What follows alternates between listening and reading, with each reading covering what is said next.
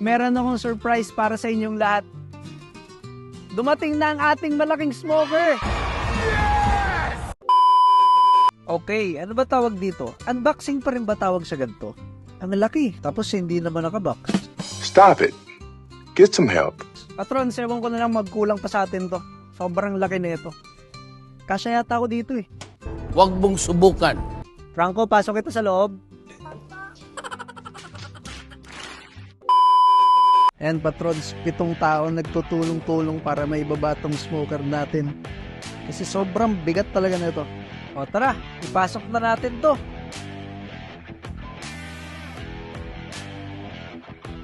So ito na patrons, nandito na ang ating bagong smoker. Patrons, doble nga pala yung size nito kumpara sa luma nating smoker. Ito ang ating lumang smoker. Actually, ginagamit siya ngayon. Smoke kami ng beef belly. Ito na patrons, isi-season na namin ang smoker tapos papaapuyin. Ito na ang malupit na montage. Enjoy.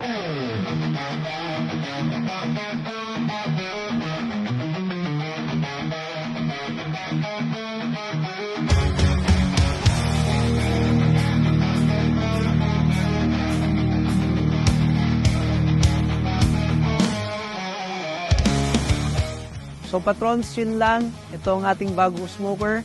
Sobrang laki ng loob nito.